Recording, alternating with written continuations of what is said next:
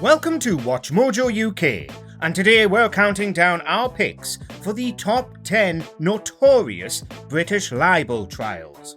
Before we begin, we publish new content every day, so be sure to subscribe to our channel and ring the bell to get notified about our latest videos. For this list, we'll be looking at famous libel court cases in British history, with rulings that left a lasting mark on the legal landscape or involved well-known UK celebrities. Have you ever taken part in a libel case? Let us know about it in the comments. Number 10. McDonald's Corporation v Steele and Morris.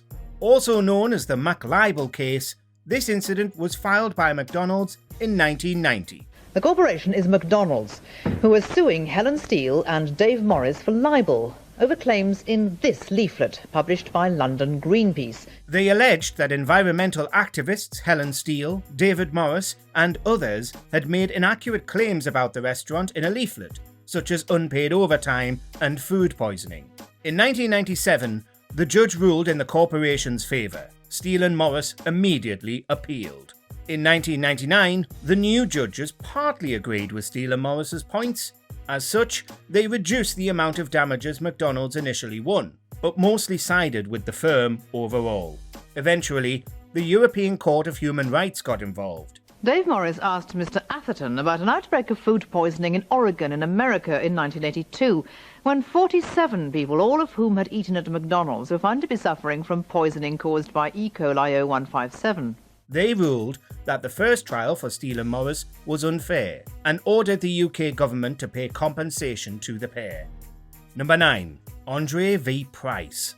We all witnessed their blossoming romance as they took part in I'm a Celebrity, Get Me Out of Here. Hey, and congratulations on the birth of your beautiful baby girl. Oh, we love her. But like everything in life, their relationship came to an end. And it didn't exactly finish cleanly when they divorced in 2009. Not long after, Katie Price told Heat magazine and The Graham Norton Show that Peter Andre had been unfaithful in their relationship. On top of this, she claimed Andre's feelings for Price's son Harvey weren't genuine. He was livid. So, the singer took libel proceedings against her.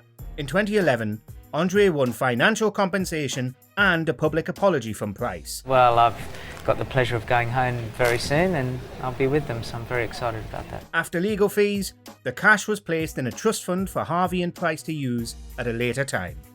Number 8. Sarkar v Burchill. People often forget that what they say on social media can come back to bite them. In 2020, journalist Ash Sarkar posted screenshots of an iffy article by Rod Liddell from 2012 on Twitter. Julie Burchill, a columnist and friend of Liddell, decided to get involved. And by involved, we mean make a load of unsubstantiated claims against Sarkar. She made racist, sexist, and just ridiculous comments about Sarkar. She even liked posts by others that wished harm on Sarkar. All of this caused Burchill's publisher to drop her then upcoming book. In 2021, after a libel case was issued by Sarkar, Burchill was ordered to pay substantial damages to the Novara media editor and issue a public apology for her horrendous behaviour. Number 7. Beckham v In Touch Weekly. In 2010, the American magazine In Touch Weekly claimed that the former Manchester United star had cheated on his wife, Victoria Beckham, numerous times with a prostitute. Beckham filed a libel suit against the mag for $25 million. However, in the States, libel cases have to prove the other party meant to cause harm with their claims. In this case, the judge didn't think In Touch meant any harm and threw the suit out. Speaking of Becks, in 2009, Lily Allen took the owners of The Sun to court for claiming she made offensive statements about the Beckhams, Ashley Cole, and his then-wife Cheryl Tweedy. The newspaper firm was ordered to pay damages and legal costs, retract the article, and apologise. Number 6. Irving v Penguin Books and Lipstadt. In 1993, historian Deborah Lipstadt released the book Denying the Holocaust. Well, fellow historian David Irving was one of the names mentioned that denies the grim events took place. He had a practice of threatening to sue or suing publishers, newspapers, authors when they said uncomplimentary things about him. and he had been pretty successful in getting apologies, damages, and withdrawals of those remarks. So in 1996, he filed a libel suit against Lipstadt and her publisher, Penguin Books, to repair his reputation. Eventually, in 2000, the case was ruled in Lipstadt and Penguin's favour. The court believed Lipstadt's comments that Irving had skewered evidence to make his views appear correct. I couldn't let that stand and consider myself a responsible historian. So we fought, and for those of you who haven't seen Denial, spoiler alert, we won. Irving now had to pay, and boy did he. The bill, including damages and legal costs, was reported to be up to £2 million. In 2002, Irving declared bankruptcy and lost his flat after failing to pay a £150,000 court bill in time. Number 5. Corbyn v Nickerson. In 2021, the UK was shocked by an attack at Liverpool Women's Hospital on Remembrance Sunday. Instead of being respectful, Conservative councillor Paul Nickerson opened up Photoshop. He decided to put together a fake image of ex-Labour leader Jeremy Corbyn holding a wreath as he approaches the flaming car the attacker used. After uploading it on Twitter, Nickerson topped it off with the caption, "Unsurprisingly." Well, after the massive social media backlash, he deleted it, but the damage was done. Nickerson resigned from the Tories, and Corbyn issued a libel case against him. In the end, they agreed to an out-of-court settlement. Nickerson had to pay substantial damages to the MP and make a public apology. Number 4. Gillick v West Norfolk and Wisbech Area Health Authority. In the 80s, the UK's health department sent around a notice to doctors. Within, it stated that doctors could prescribe under-16s contraceptives without parental consent. Well, in 1983, Victoria Gillick wasn't a fan of this, so she went to court. She wanted to stop her own kids from getting this treatment until they were 16, but also she wanted that notice rescinded. The court ruled against Gillick, which caused her to say doctors encouraged children to be promiscuous. She tried fighting the ruling, but it came to a head in 1985.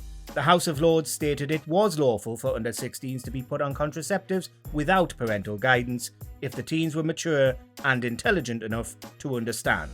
This was called Gillick competence. Number 3. Monroe v Hopkins. In 2015, there was an anti-austerity march in London.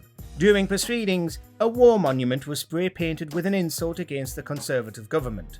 This sparked Katie Hopkins to argue with Laurie Penny on social media.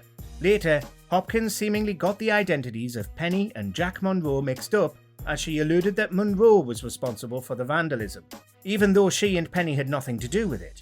I felt that my reputation would have been wounded, so I had no choice but to respond to it. Instead of apologising for the mistake, Hopkins blocked Monroe, so the activist issued a libel case against her. In the end, the court ruled in Monroe's favour. She was awarded £24,000 in damages, and Hopkins also had to pay a legal bill estimated to be upwards of £300,000. Number 2. Vardy v Rooney. In 2019, Colleen Vardy was nicknamed Wagatha Christie when she publicly announced her findings after undergoing an investigation. They both have a lot to lose professionally. Rooney claimed via social media that she had set a trap to find who had been sending the Sun newspaper her private Instagram posts. She restricted access to them until only Rebecca Vardy could see the posts. Yet the updates still fell into the Sun's hands. Suspicious. Vardy denied the allegations. Images of fake posts put up by Colleen Rooney on her Instagram account have been released by the court. She has previously described how she restricted access to them in a sting operation. So she filed a libel case against Rooney, and the trial got underway in 2022. This saw both their footballing husbands, Wayne Rooney and Jamie Vardy, stepping into court with their accounts. At the time of writing the video, the trial has finished, and we are awaiting the ruling. Number 1. Depp v News Group Newspapers Limited. In 2018, The Sun, who pops up regularly in libel cases apparently, released an article by the then executive director Dan Wootton criticising the continued casting of Johnny Depp in the Fantastic Beasts franchise after new assault allegations. Johnny Depp arriving in court this morning. He's brought this case to try to clear his name of an allegation that he is a wife-beater. The original headline claimed Depp was a wife-beater to Amber Heard. In response, Depp sued the Sun's owners and Wooten for libel in 2020. After a 3-week trial, the UK court ruled against Depp and his appeal of the decision was rejected. I also wish to extend my thanks to the very diligent and kind court staff and the police. The actor then resigned from his position in Fantastic Beasts.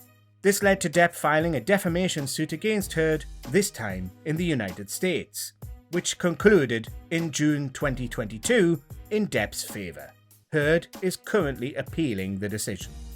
Do you agree with our picks? Check out this other recent clip from WatchMojoUK and be sure to subscribe and ring the bell to be notified about our latest videos.